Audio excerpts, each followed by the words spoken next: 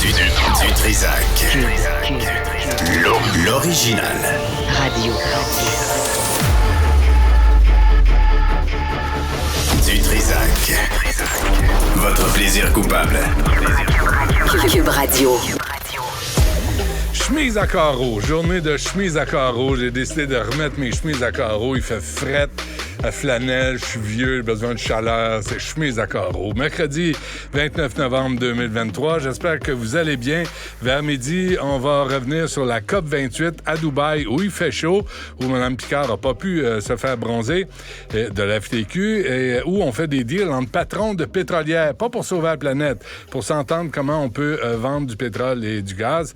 Et à 13h, petits commerçants de Montréal, inspirez-vous de la famille Molson et contestez votre compte de taxes foncières. Vous allez voir, c'est payant parce que ça marche pour nos amis de la famille Molson. Tout d'abord, Éric Duhem est chef du Parti conservateur du Québec. T'es avec nous. Monsieur Duhem, bonjour. Bonjour. 77 de juste, rapidement, on va revenir là-dessus, M. Duhem. 77% des membres des 300 délégués du Parti conservateur vous appuient. Il y a des membres, par contre, qui vous reprochent de manger la POC. Ça fait 10 jours de ça, là, de jouer tout seul. Est-ce qu'il y a eu une réflexion de votre part, là, où vous avez encore tout seul raison dans votre coin? Non, écoutez, c'est pas si évident que ça, parce que, comme aujourd'hui, quand les médias veulent nous parler, c'est rare qu'ils veulent parler à nos porte-paroles ou à nos ex-candidats. C'est sûr qu'en tant que chef, on a une notoriété qui est plus élevée, puis c'est sûr qu'on a plus de visibilité. Cela étant dit, c'est pas juste une question d'image, c'est aussi une question de contenu. Il faut, puis c'est pour ça que le congrès a lieu. C'était pour développer l'ensemble de nos politiques sur notamment 5 sujets. On avait eu 5 colloques pendant l'année, et sur 5 sujets, donc les membres ont été appelés là, à positionner le parti encore mieux en matière de santé, d'économie, de réforme démocratique, d'énergie. Et c'était quoi, il m'en manquait? Le 5e, c'est quoi? C'est ça que j'essaie. La place du Québec dans le Canada, faut pas que je l'oublie. Et donc, c'est un détail. Hein? On a développé nos cinq politiques avec les membres, puis ça a été un congrès, somme toute, bien réussi. Mais là, on est un vrai parti politique maintenant. La nouvelle présidente du parti, Mme Dauphinet, avait un tract qui disait le Parti conservateur du Québec ne doit pas être le parti d'un seul homme. C'est-à-dire vous, là. Oui. Est-ce que vous êtes chicané avec Mme Dauphinet ou tout va bien, là? Ce qui s'est passé, c'est que, vous savez, comme moi, quand je suis arrivé, le parti, c'était peut-être pas le parti d'un seul homme, mais c'était le parti de 2-3 hommes ou 2-3 femmes, parce qu'il n'y avait pas grand monde là. On est parti à peu près à zéro, donc c'est sûr que maintenant, il faut adopter des structures qui soient représentatives de la nouvelle réalité. On est un parti qui a multiplié ses appuis dans la population par 13. On est passé de 1 à 13 %. On a passé notre membership de 500 membres à 63 000 membres. Donc, il faut que la réalité du parti reflète ce nouveau parti politique, en fait, parce que ça n'a plus rien à voir avec le parti qui était là quand j'ai annoncé ma candidature à sa direction. Juste une parenthèse là-dessus, M. Duhem, parce que vous avez côtoyé le monde des médias. Nous, on a pris un verre à un moment donné avec Richard un soir de tempête. Mais quelques années quand même. Oui, ça fait un bout. Hein? mais j'écoutais l'entrevue ce matin avec votre amie Marie-Louise Arsenault. Et c'est parce qu'on a tous tendance à vous appeler par votre petit nom, là. Éric, envoyez donc Éric. Tu sais, on s'est tous côtoyés. Est-ce que ça mine votre crédibilité quand vous débarquez en entrevue en tant que chef du Parti conservateur? Je pense pas. Tu sais, les Québécois, d'abord, on n'est pas... c'est pas comme les Français. Là-dessus, je pense qu'on est plus lousse en bon Québécois. Je pense que le fait de se nommer par nos prénoms, c'est plus authentique aussi, parce que, étant donné qu'on s'est connus dans une autre vie, on s'appelle par nos prénoms parce que ça ferait un peu artificiel de faire semblant qu'on se connaît pas. Donc, moi, mais on dit pas voyons donc François ou voyons donc Paul. Non, c'est drôle. Avec vous, on le fait. Là. Il y en a qui le font. Oui, mais j'ai vécu... Écoutez, là... Je ne veux pas me comparer à René Lévesque d'aucune espèce de façon, là, mais René Lévesque, c'était probablement le premier ministre qu'on a le plus appelé par son prénom, puis je pense pas que c'était le plus impopulaire. Donc, j'ai l'impression que c'est un signe de proximité aussi, puis moi, j'ai pas de problème avec ça. Tu penses que... Tu vois, tu penses? Vous pensez vraiment qu'on a appelé René Lévesque René? Non, mais les gens l'appelaient Petit Poil, les gens le... Dans son dos, pas dans sa face. Ben, dans son dos, oui, mais c'était quand même quelqu'un que les Québécois avaient le sentiment d'avoir une proximité. Comment on vous appelle? Avec Jacques Parizeau, il n'y a jamais personne qui l'aurait appelé Petit Jacques, là. Non. Comment on vous appelle dans votre dos, vous? Ah ben ça, il faudrait demander aux gens quand je suis pas là, parce que moi, je l'entends pas. Ah ouais, moi, je l'entends, mais c'est une autre affaire. Avez-vous un sentiment, juste pour une parenthèse, avez-vous un sentiment qu'il y a un traitement anticonservateur à Radio-Canada quand vous êtes allé? Ben écoutez, pour ceux qui ne l'ont pas écouté, là, vous irez écouter l'entrevue. J'étais à l'émission de Marie-Louise Arsenault samedi soir dernier. c'est sûr que c'est des questions, puis je l'ai dit d'ailleurs dans l'entrevue, je pense pas qu'elle aurait posé les mêmes questions aux autres chefs de parti. Je suis arrivé là, moi, en bonne foi, comme ce matin, là, comme de partout quand je fais des entrevues. Je l'avais fait une quinzaine la veille ou la semaine dans les jours qui ont précédé. Tout était correct, mais là, je suis arrivé là, puis on m'attendait en bon québécois avec une brique et un fanal. Mais en même temps, je ne veux pas jouer à victime. Là, je suis capable de me défendre, je suis capable de répondre aux questions, puis je l'ai fait. Puis c'est sûr que ça ne plaît pas à tout le monde. Puis, tu sais, puis j'ai fait le métier que vous faites. OK, non, mais ma question... J'ai été des deux bords du micro. Non, mais la question, c'est est-ce qu'il y a un traitement anti-conservateur à Radio-Canada? Je pense qu'on peut dire ça, oui. C'est sûr qu'il y a toujours eu un biais. Puis c'est pas juste vrai au provincial. Hein. Je regarde au fédéral aussi avec Pierre Poilievre. Si vous regardez CBC, là, le pendant anglophone de Radio-Canada, je pense qu'on peut exprimer ça aussi. Même la direction de Radio-Canada s'en est pris au chef conservateur. Moi, j'avais jamais vu ça. Là. Une société d'État où la femme qui est en charge, là, la grande bosse, se met à attaquer le chef de l'opposition. C'était quand même assez particulier. Fait que je pense qu'on peut dire qu'il y a un biais à gauche. C'est pas nouveau, puis malheureusement, ça fait partie du décor. Ça devrait pas. C'est une société d'État. S'il y a un média qui devrait être neutre puis qui devrait monter l'exemple, c'est lui. Ouais. Alors que c'est peut-être le plus biaisé. Aimez-vous ça, vous faire la leçon? Non, mais j'aime ça me défendre. Puis j'ai pas... tu sais, moi, je pense que les médias, peu importe leur penchant idéologique, j'ai pas de problème avec ça. Je l'ai déjà fait, puis moi, je l'avoue, j'en avais un penchant idéologique quand même quand j'étais on avait animateur. Remarqué, oui, on avait remarqué. J'avais pas de problème avec ça, que les gens me répondent. Moi, je choisissais les réponses, puis eux autres choisissaient les questions, puis maintenant, c'est le contraire. Les animateurs comme vous choisissez vos questions, puis moi, je choisis mes réponses. Bon, là, vous aspirez à être premier ministre du Québec un jour, hein? Évidemment. Là, devant ce qu'on vit présentement, là, j'étais curieux de vous entendre sur des propositions, pas juste des critiques, là, mais est-ce qu'on négocie intensivement? Est-ce qu'on impose une loi spéciale? On fait quoi avec le Front commun? On fait quoi avec la FAE? On fait quoi avec les enfants qui sont pas à l'école? D'abord, je trouve ça... Moi, j'ai beaucoup de compassion humaine pour les travailleurs. Parce qu'on vit une période économiquement difficile. Tout le monde le sait. À chaque fois qu'on va faire l'épicerie, on se rend compte que tout coûte de plus en plus cher. Quand on renouvelle notre hypothèque, on voit que tout a monté. Ouais. Les employés, pas juste dans le secteur public, mais dans le secteur privé aussi, tous les travailleurs ont besoin d'avoir des augmentations de salaire substantielles pour faire face à la hausse du coût de la vie s'ils ne veulent pas s'appauvrir. Ça, c'est une vérité de la palisse. De voir que le gouvernement veut leur donner un peu moins que ce qui augmente autour d'eux, je trouve que ça n'a pas de sens. Il faut qu'on donne aux travailleurs le minimum qui maintienne leur pouvoir d'achat actuel. Cela étant dit, je suis obligé de vous parler de ce qui s'est passé à Dubaï parce que je trouve que les travailleurs, malheureusement, là, sont aussi mal servis quand une chef syndicale pense que c'est plus important d'aller parler du climat à Dubaï que d'être avec eux, ces lignes de piquetage. Je trouve qu'ils n'ont pas une représentation nécessairement qui les aide actuellement.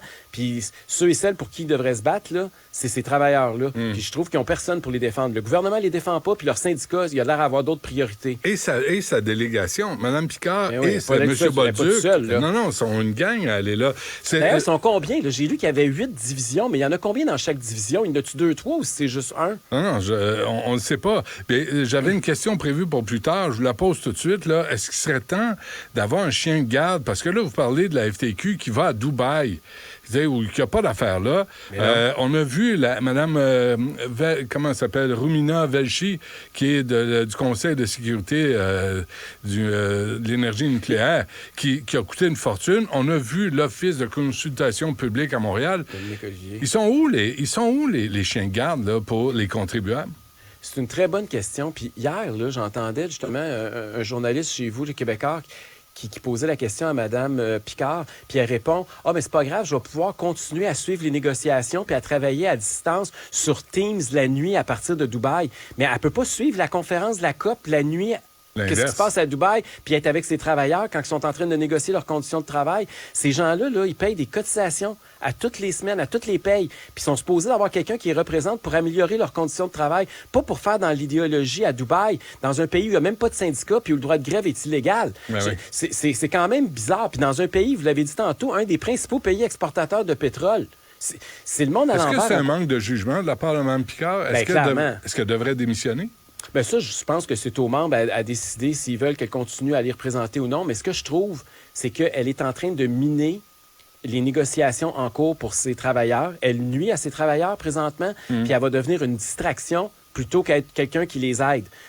Puis parce que là, aujourd'hui, là, on parle pas des travailleurs, puis je pense qu'ils vont perdre de l'appui populaire parce que les gens vont dire, ben là, coudonc, même la présidente du syndicat pense que c'est mieux d'aller à Dubaï que de s'occuper des travailleurs. Peut-être que leur cause n'est pas si importante que ça. Mais vous d'accord avec Marois Risky qui dit que Sonia Lebel, c'est pas la femme de la situation, que là, ça a tardé, ça a niaisé, ça négocie pas sérieusement, puis il y a des enjeux, il y a des opérations qui sont remises, il y a des enfants qui fréquentent pas l'école, il y a des profs qui ont et des travailleurs du gouvernement qui a besoin aussi d'avoir une convention collective à la hauteur.